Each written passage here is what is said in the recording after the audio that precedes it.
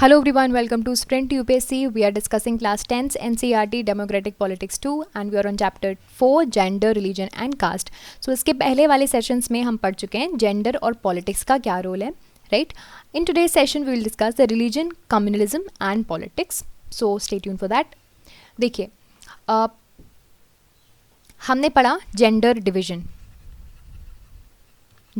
पढ़ा, ठीक. एंड अब हम थोड़ा डिफरेंट पर्सपेक्टिव देखते हैं. अब हम देखते हैं रिलीजियस डिवीजन, ठीक है. So the division it's not universal age gender religion हमने देखा था, it is natural and it is unchangeable. But religious diversity is Fairlie wide spread in the world today.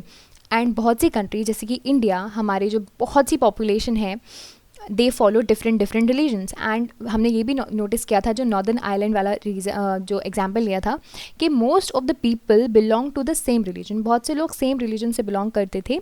And there was a possibility that there has to be some differences among the way the people practice their religions. Okay, ये तो हो सकता है ना. देखो, जैसे हम gender division की बात करते हैं, religious differences are more often expressed in the field of politics.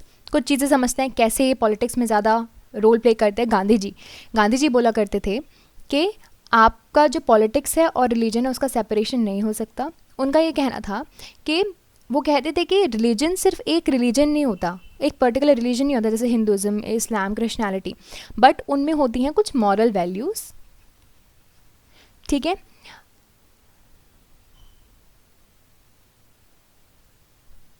और उनका कहना था कि जो पॉलिटिक्स होती है वो इन एथिक्स से, इन मॉरल वैल्यूज़ से गाइड होनी चाहिए रिलीजन की.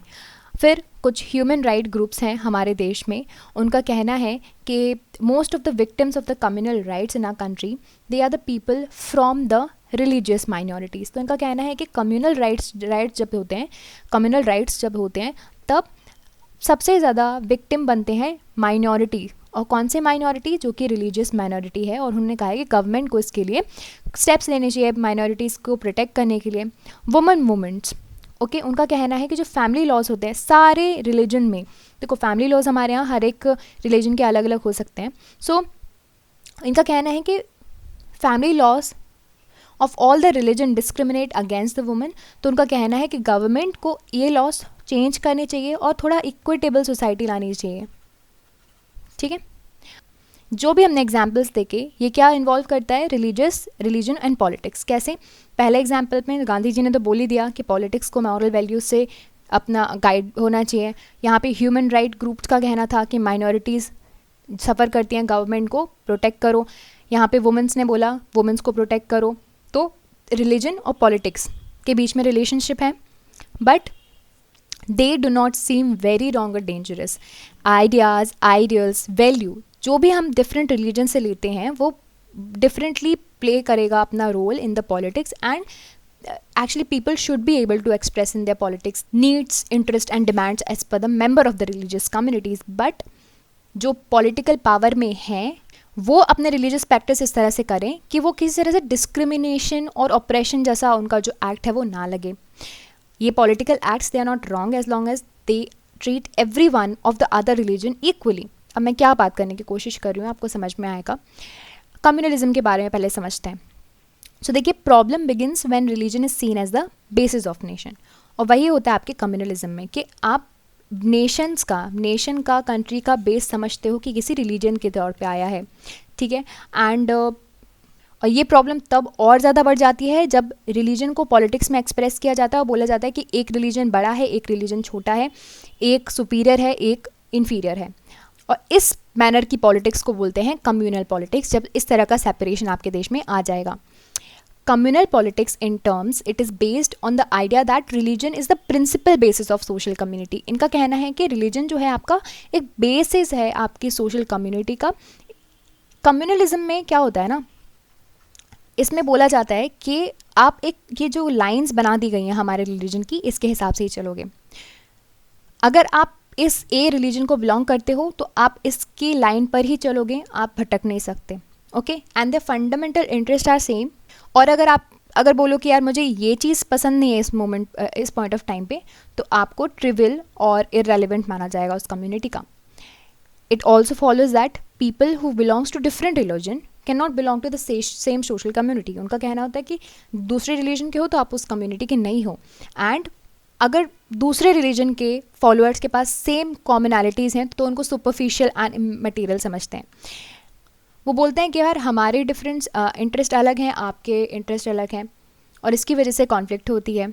कम्युनलिज्म जब एक्सट्रीम फॉर्म में पहुंच जाता है तो उसका बिलीव ये बन जाता है कि जो लोग दूसरे रिलीजन से बिलोंग करते हैं वो इक्वालिटी के बेसिस पे एज ए इक्वल सिटीजन एक देश में नहीं रह सकते, and either one of them has to dominate the rest of the others.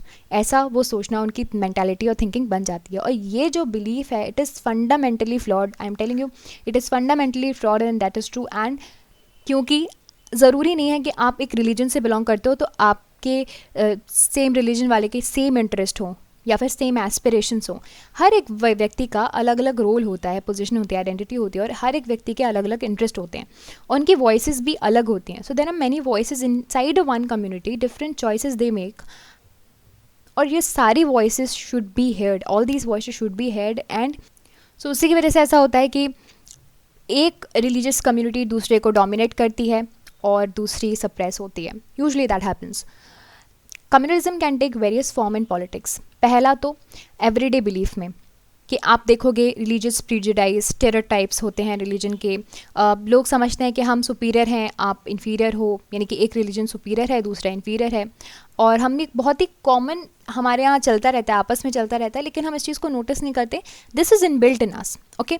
The second one is communal mind. They often leads to quest for political dominance. तो जो communal mind होंगे, अगर आप मेजॉरिटी में होंगे, ठीक है, आपकी कोई कम्युनिटी है, आप ए कम्युनिटी से यानी कि ए रिलीजन से बिलोंग करते हो और मेजॉरिटी में, तो आप सोचोगे कि आपके पास पावर आ जाए, आप डोमिनेट करो जो माइनॉरिटी में रिलीजन है उसका. और अगर कोई माइनॉरिटी में है तो वो सोचेगा कि भाई मैं पूरे जो इससे अलग हो जाऊं और अपनी सेपरेट यूनिट बनाऊं, पॉलिटिकल यूनिट बनाऊं. सो ये होता है.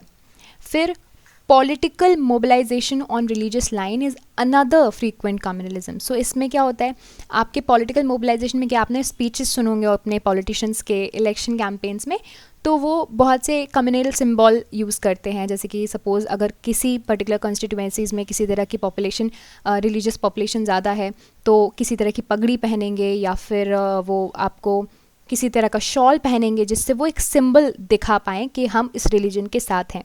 ठीक है. ये होती है इमोशनल अपील. ठीक है, जिसकी वजह से क्या फॉलोअर्स बहुत ज़्यादा अट्रैक्ट होते हैं पॉलिटिकल अरेना में. एंड ये स्पेशल अपील आपको देखने मिलेगी. This is to gain voters basically. ठीक है. फिर sometimes communalism takes its most ugly form, communal violence, जो हमारे देश ने पहले ही देख चुके हैं इंडिया पाकिस्तान के जो सेपरेशन के बाद.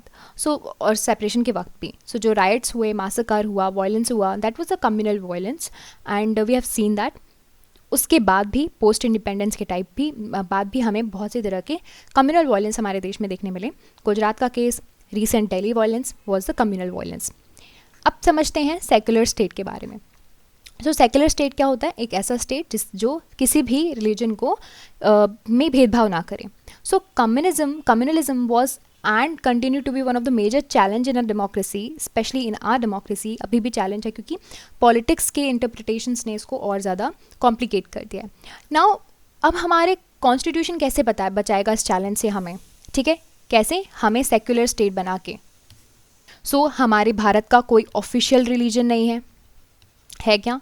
नहीं है. जैसे पाकिस्तान का इस्लाम है, ब्रिटेन क्रिश्चियनिटी है, श्रीलंका अपने आप को बुद्धिस्ट कंट्री बोलता है. तो हमारे यहाँ हम अपनी किसी भी रिलीजन को क्या नहीं बोलते कि हाँ ये हमारे स्टेट का रिलीजन है.